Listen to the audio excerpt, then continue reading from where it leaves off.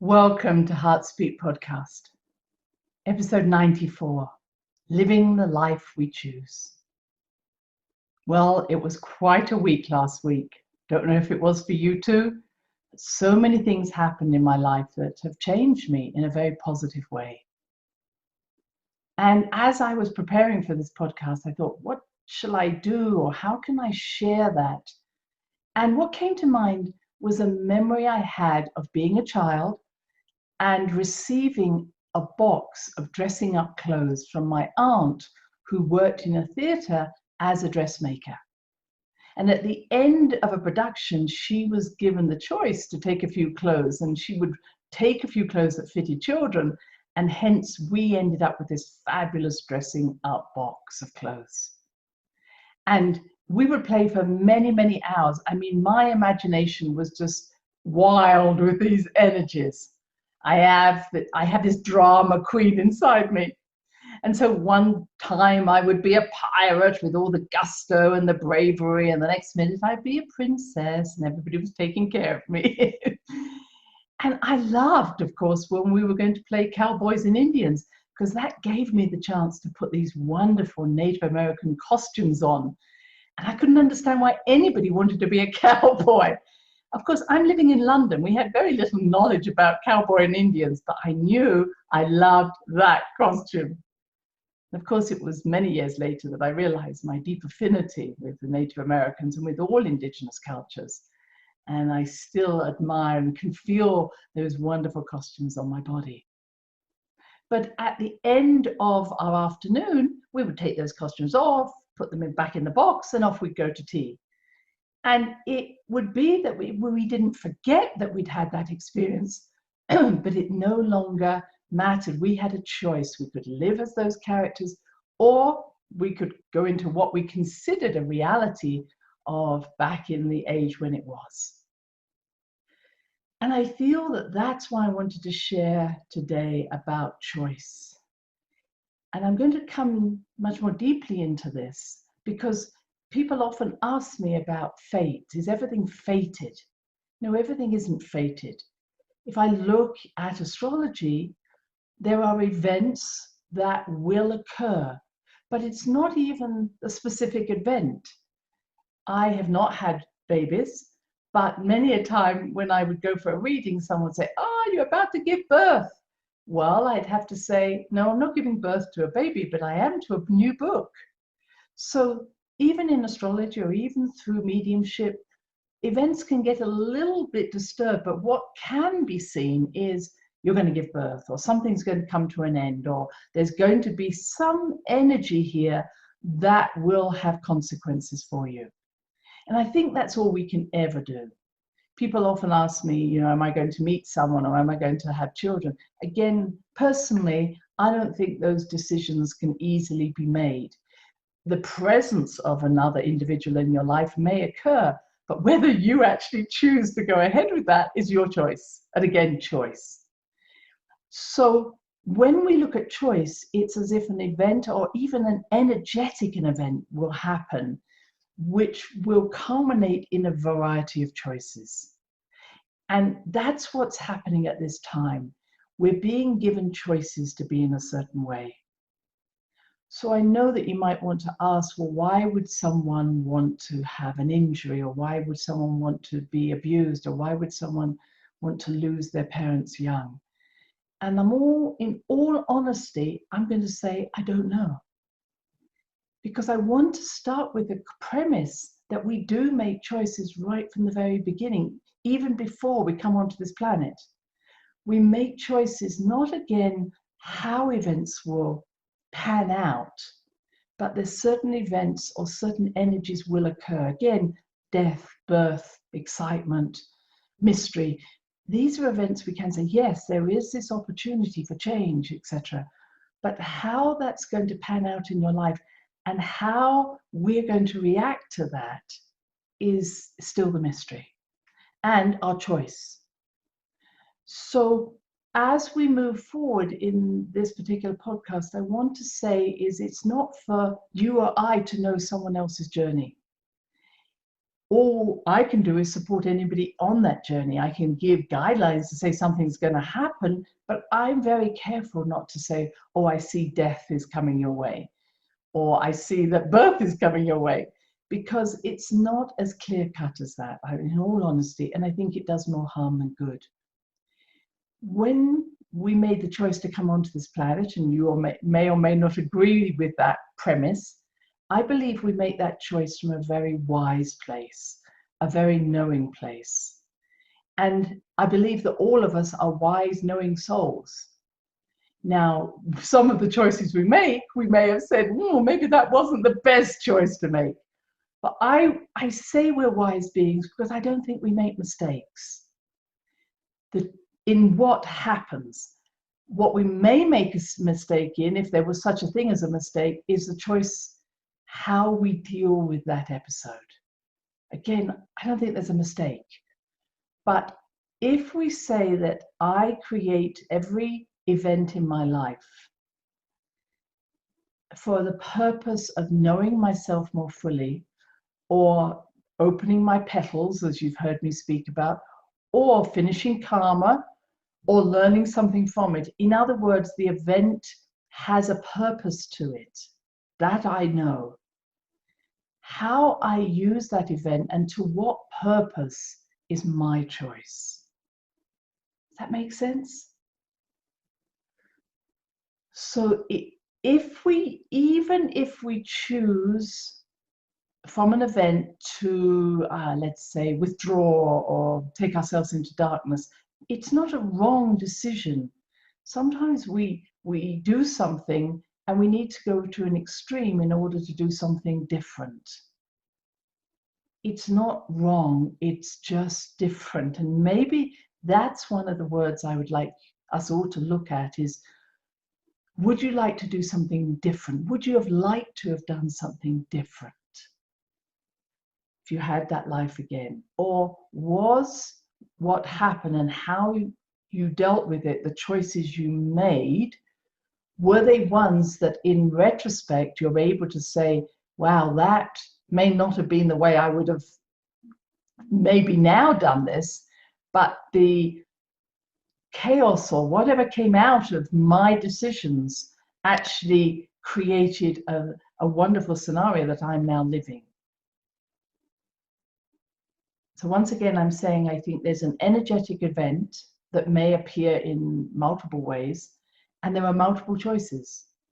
So in other words, after an event, you might have found yourself climbing a mountain. I'm sorry to use a metaphor like that, a simplistic metaphor, but you may have said, oh, I've got to go and climb that mountain, and I've now climbed the mountain. In retrospect, you might have said, actually, it would have been easier just to walk around the mountain. And so sometimes we do create more difficulties for ourselves or more challenges for ourselves that we needed to have done. But maybe by climbing that mountain, you realized that you had the strength to climb the mountain, whereas if you'd walked around the side, you might never have done that. You know, it's not so clear cut always to be able to say this and this equals this. And I see that so much in my work as a soul reader. I see, wow, because you made that choice, other things happen that may never have happened. And I worry when we try and make things too simplistic, if I'm honest. But when I speak about having choice, it is about that choice we have to the way we want to feel. So when someone says, maybe around COVID, I'm anxious, I just try and say, and they may not like me saying this, I'm choosing to be anxious. Now, you or I might say, well, no, I am anxious. Okay, but it's a choice. Once we put that word choice in, once we say, I'm choosing to be anxious, can you feel the difference from I'm anxious to I'm choosing to be? This is like the dressing up clothes, and you might say, it's nothing like it, I feel anxious. But when we put that word choice in, we are no longer a victim. And once we're no longer a victim, in other words, something outside me or something outside my consciousness or my control is making me this way. When I say I'm choosing this, it's in my control. Now I can choose something different. And that's the essence of today's podcast. What choices are we making? And they're not even choices of action. They may be just choices of vocabulary, of how we wish to see ourselves. Do I choose to be a victim to life, or do I choose to take control of life and still act out maybe exactly the same way? I'm still anxious, but I'm now realizing it's in my control to change that if I want. And long ago, when I was working with a lot of diabetics or someone with MS, again, we were, even then, 20, 30 years ago, try not to say to yourself, I'm a diabetic. Try to say, I have diabetes. And I, again, try not to use the word I'm suffering from. But I have the illness, diabetes. In other words, I'm expressing this illness called diabetes. It just changes the way we see ourselves. And when I saw someone with diabetes labeling themselves, it was almost that I knew that if I tried to take that identity away, there was nobody else there. They didn't exist beyond that identity. And there are certain illnesses, which we call autoimmune illnesses, which are where we build an antibody against ourselves, and such as diabetes, such as MS, such as rheumatoid arthritis, such as lupus, where it is very common, where literally the illness has become our identity. And this is what I wanted to share with you about last week. What is my identity? What identity am I choosing to be? So now I'm going to take you back to another part of my childhood. As a very small baby, as you hear, I was very conscious, very aware. I was an observer, so maybe some of you were as well. I have very early memories, as I talked about, having this way of going out of my body and coming back in when I woke up. And I became very aware that what I could see in someone, and later on I saw what I could see in their energy field, was not what they were saying. So they would say something, but do something else. And in a very simple way, I remember that because we would go to church or we would go to a spiritual meeting, I'd watch as everybody would listen to the talk about unconditional love and how we love everybody and how we need to serve everybody by being selfless. And I would sit there and listen to whoever was talking. And then as soon as the lecture was over or the sermon was over, we'd maybe go out and there was some tea and cakes. And I'd watch these people who had been listening and nodding about unconditional love, taking the last piece of cake and being angry because there wasn't enough tea and there wasn't enough. And I thought, I don't understand this. And I honestly was not about judgment. I was clearly thinking, this is a crazy planet to be on. This is weird. People seem to talk one way and act another, or think one way and act another. And it wasn't that I was saying this is wrong that you do this. I was just very confused. I wonder if any of you have had this same experience. I don't get it, as I would say. And again, we would go to church as a family and people would put on their hats and their suits. It was in the days when they would do those things. And it would be literally, it was almost like as soon as they got out of the church, they took off their hat, took off their suit, they would go back to whatever the other state was, even though they felt that they had taken in all the teachings from the vicar and they absolutely were doing this. And it was as if wearing a uniform was like me wearing those dressing up clothes. It was fine when I was there, but then I was living another way. And so as I went on through life, and this was really when I was very small and I would be told, you know, you've got to be nice to this person because they are whatever. And I was then, again, I didn't realize too much later, seeing not just one other face, someone talking out of two sides of their mouth or two-faced, I'd see multiple faces and they would all be looking at me. So when this person would be looking at me and my mother would be saying, you know, shake hands with this person, I'd think, well, which person? There's so many of them here. And some of them I didn't like. And it was as if it wasn't just the fact that I wasn't too keen on some of the faces that were looking at me, but it felt that the person who was in front of me, the person I was being asked to shake hands with, wasn't aware of these other characters. And I was having to make a decision as a very small child as to whether I actually trusted the consciousness of the individual standing in front of me to know what choices they were making to turn up.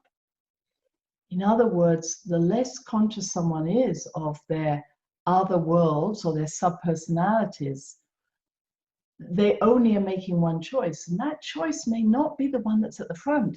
They may be driven by an unconscious subpersonality that is pushing their agenda. Does that make sense? So when we're not conscious of those other parts, it doesn't mean that they're not pushing forward their own agenda. They're not manipulating us to live in a certain way. So I was always more wary of someone who was very unconscious of themselves. We could say not self-accountable, than someone who would come to me and say, you know, I'm a bully, I'm an angry person. I'd go, great, we know who you are. And that would be because, as I would speak about, they knew a lot of their petals had opened up. Obviously, as an adult, I've become more aware of how to work with those energies.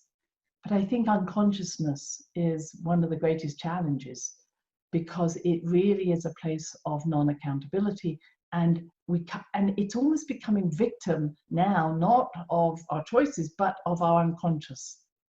So who's running the show? Who's driving the bus?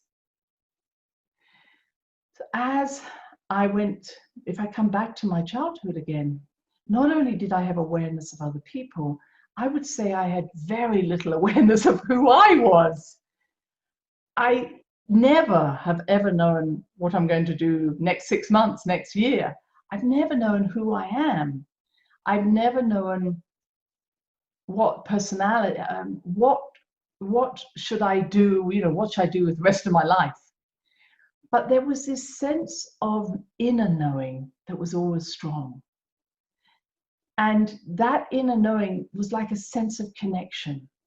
I never felt lonely or afraid or alone, but I felt very confused in this physical earth world, because it seemed to be that other people seemed to know what they were doing and where they were going. I have to say that even at one time I looked down at my body, I think I was probably a teenager almost, and saying, wow, I'm being a woman this time. And clearly I was not obsessed with what my identity was in terms of my gender or my color. That wasn't going to help me one little bit. It was more in tune with, what did I feel? What did I know? And that knowing was not, again, about an intellectual knowing, but I knew I was connected. I had no idea to what. It wasn't necessary to a god or to some star group. I just felt connected. I wonder if you've had that feeling. So as I went through the world, I learned, I'm a really quick learner, what I needed to do in order to fit in. Anybody been there? You've heard me speak about this before. Yes, my prostitute comes into that as well. But what I learned was, this is a crazy world.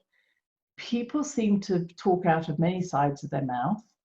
They seem to express different parts of themselves depending on what day it was and how they were. And I needed to find a way of fitting in. And so the way of fitting in was, I took on different labels. And it wasn't labels that I decided on. It was almost like, again, being given dressing up clothes. So someone would say, oh, you're really good with academia. Oh, I'm really good at academia. It was like putting a piece of clothes on.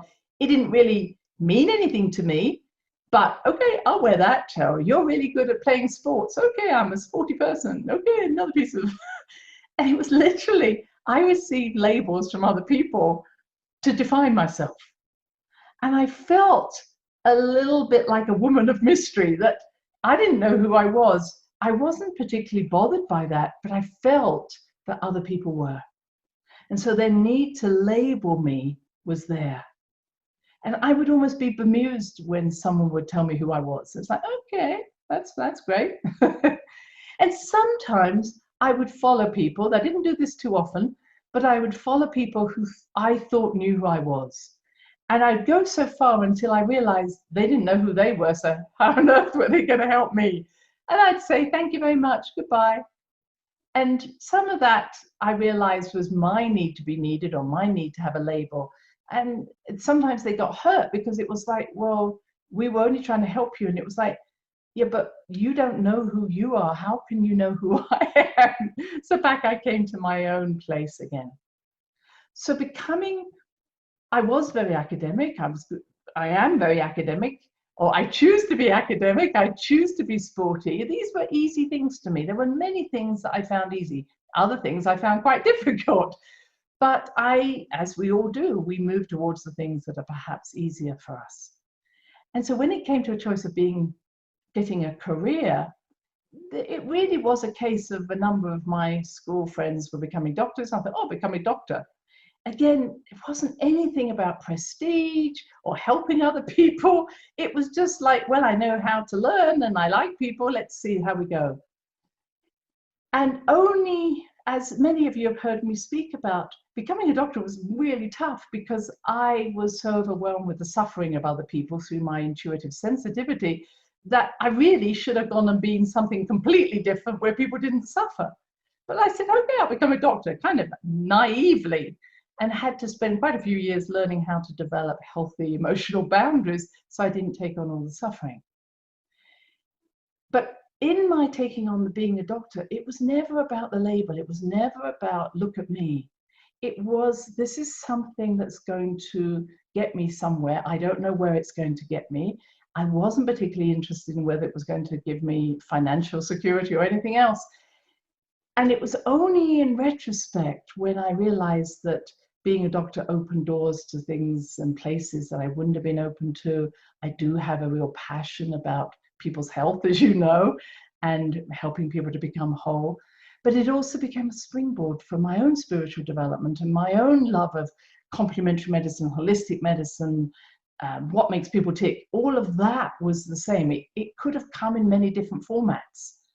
And so my journey to discovering who are we was really one where I went from being the doctor to the homeopath. So I'm like, okay, there's more to this than I know. And then to exploring the esoteric, the energy fields, the da-da-da, all of those things I've done, the teachings.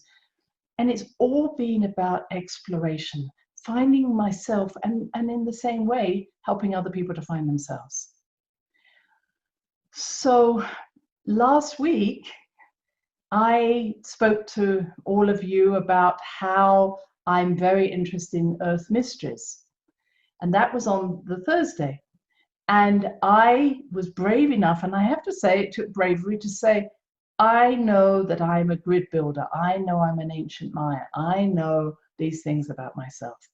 And that knowing wasn't a label of identity. It was an inherent energy. It's like a frequency. It means nothing as an identity. It doesn't mean that I want to say, therefore I know everything. It's that type of knowing is not what I'm talking about. It's like a frequency. I know I resonate in this way. And that's why I shared that with you. And the following day, some of you may have seen that I had a post up about wearing masks. And it was not that I chose not to wear a mask. I believe that people should wear masks within social distancing, but I was making a comment about someone who was a good 100 feet from someone else, and maybe the effects of this mask wearing may have on them when they are jogging. Wow, I was given so many wonderful comments. Some of you may have seen that. But what I was kind of bemused by and almost laughed at was how I was attacked for my identities. You say you're a doctor, you say you're a homeopath. What does it mean? You're just a new ager, you're just an author. And it was like, wow, is that is that what you're attacking? Because I've never identified myself or been bothered by labels as a means of knowing who I am. And yes, I was uncomfortable, one might say, with those comments. But what they helped me to do was to see just who I am, that I am not my labels. I was not needing that outer covering to define myself. And in many essences, I can only say that I feel and know my inner light, and many of you do too. And that inner light is a resonance. It's a knowingness. I can't think of a better word. I'm conscious, a consciousness. And the following day, I saw a large cockroach that we had in our garden, and it had died. And all these ants were eating the exoskeleton of this cockroach. And I was at first thinking, okay, is that how I felt by these comments? And then I saw and read the cockroach is one of the most ancient of all animals. It's as old as the dinosaurs. And that it has survived in this way because of something deep within it. Even having an exoskeleton, it survived beyond that. This ability to survive was there. And I saw the message was, you can take away my exoskeleton, but you will never, ever destroy me from within. And actually, I saw those ants as being my helpers. I was very grateful because they were eating away anything I was hiding behind, anything that was not allowing me to reveal all who I am, anything that where I was not revealing the choices I wanted to make about my life. And so that's why I say this has been a huge week for me. It's as if I've taken off a shell, taken off a big coat, and it wasn't a coat that necessarily served me anymore. It did when I was a child. It served me to fit in. It served me to feel a sense of belonging. But, and this is why I'm talking about this, I'm encouraging all of us to do the same. We are not our labels. We are not our identities. Just like the diabetic, just like the person who's anxious, we can say, I'm choosing to do this, but it's not who I am. I'm choosing to wear this identity. Now, if we are all, and this is what's been happening through lockdown, we're all being given the chance while we're cocooning to look at what identities define me and where am I limited by my identities and those labels. So unfortunately, some of you may have lost jobs. Some of you may have changed your career. Some of you may have taken up a new hobby. But whatever's happening, what you're recognizing that you have a choice to put on whatever dressing up clothes you wish to put on. Nobody else can make that choice for you. This is in your hands. And as I've been talking over these last few months, it comes not from outside, it comes from within. And we've done various meditations of saying, okay, what is that inner core, that heart-centered core, the center of our flower? And it may not have words, my friends. I can't necessarily say to you, this is who I am. That's not what this is about. It's a sense of connection. It's a sense of resonance. It's a sense of frequency. And that's what makes us move forward. And we know, we call it intuition. We call it intuition because we say, this idea resonates with me. This idea brings me closer to myself. This idea feels good. And we also know when we are not following our intuition, when there's an idea that isn't the best choice for us, when we say, I don't know if I really want to do that, I don't know. And that's when we need to say, thank you very much, I'm not going to do that, that's not in resonance with me anymore. So making choices is a very deep experience. It's not a mental choice. If we thought through our head or through our throat chakra, we'd never make any choices. We'd go back to that procrastination I was talking about. When we think through our heart, it's about pleasure. It's about nurturing. It's about enjoyment. It's about resonance. They are those qualities that know that we're moving in the right track. synchronicities, so that when we're moving, as I talked about before, when we're moving in the right tracks, door opens. When we're not, doors close. And the ability to follow our intuition is guided by, as I say, things showing up for us. And you might have said, well, did you choose to have those people put negative comments on the Facebook? Well, on some level I did. And I think this is one of the harder things, is sometimes we make choices on a soul level that push us in a direction that forces us then to make a different choice. Has that ever happened to you? And you might again say, wow, why did I have to climb that mountain? I could have gone around the side.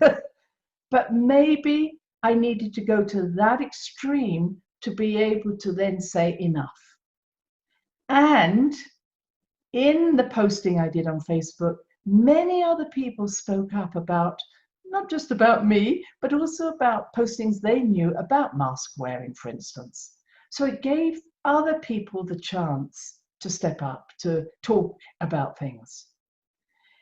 And so all I would say is that intuition isn't always about making things beautiful for yourself. They're not always easy choices.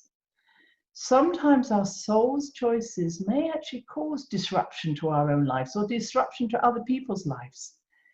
And what I want you to know is that sometimes those disruptions to other people's lives, it's not for you to know what's going to happen then.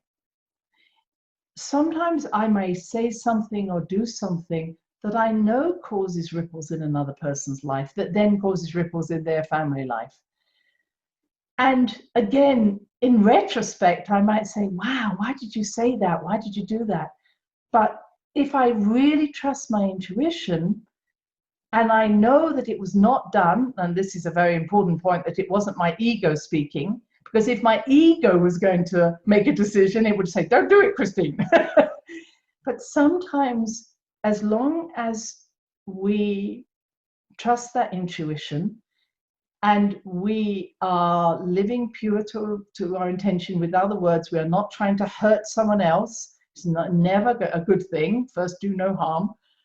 We're not trying to hurt anybody. We're not trying to get approval. We're not trying to criticize others. Our intuition can come through in a very pure way and cause a disruption that will influence many, many people down the way.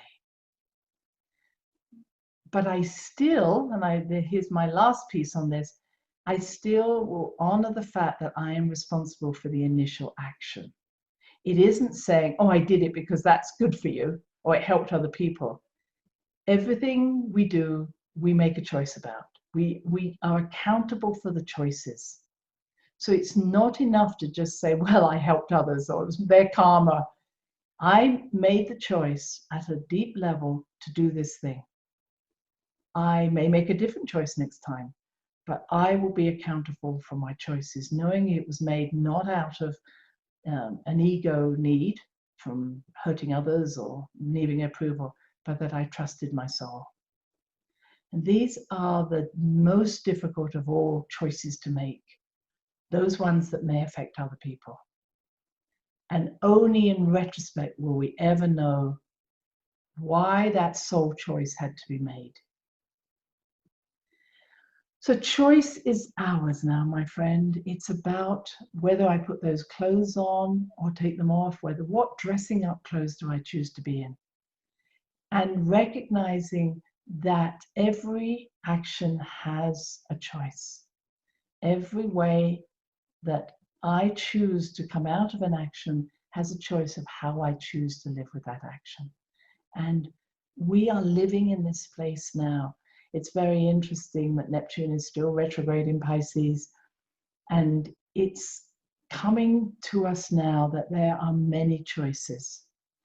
I'm watching what I thought was the truth, which was if people have more information, then they can make better choices. And what I'm recognizing now is that that's not true. That if we've already made a decision and we've already chosen that life is as it is, then more information doesn't change us at all. In other words, we only usually look for the information that's going to qualify or reinforce what we already believe. The ability to live with mystery is the way of the child. The child feels secure moving between the worlds. The adult feels secure having a belief system that they can keep reinforcing as a truth. Life is like this, the world is like this, I'm like this, nothing good ever happens to me. It's those belief systems that the child doesn't have. They don't get limited by such beliefs. They move. It reminds me of a time when I worked with children who could move between past lives. They had many past life memories. These children are usually about 3 to 8 years old. And what was interesting is that they would tell me something and then they would just go back to play back in their 20th century world. And what was interesting is that these children would be very specific, and even though they were very small children, they would use a language that was not of this time. So there was this one little boy who was about 3.5 who was describing to me that he remembered being in a field with his mate and they were chatting. And he was very serious and he was describing the circumstances, the sun was shining, etc. And he said, we were talking about my sweetheart, which was a very old-fashioned word to use by a 3-year-old. And he said, yes, we were talking about my sweetheart, and then bang! And that was it. He didn't have anything beyond that story. And he was just wandering off to go and play with his toys, and he came back and said, you do know there's a second meaning for chatting, don't you? And I said, no, waiting for him to tell me. And he said, well, there is, and off he went. And he just went back to play. He'd been talking about an experience where clearly something had happened, bang, maybe he was blown up, and he didn't worry whether or not this was the end of that life. It was just a belief, it was just a choice. And later, I looked up the word chatting, and indeed, a chat was a lice, a louse. And to chat or to be chatting was to remove the lice from the lining of a soldier in the late 1800s. So he and his mate were chatting, removing the lice. And he was talking about his sweetheart. And then everything went dark. And I recognized that same pattern in the children that I worked with.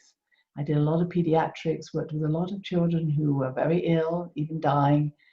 And they would talk about life not in that, oh, I'm so sorry, I'm not going to have children, or I'm not going to get married.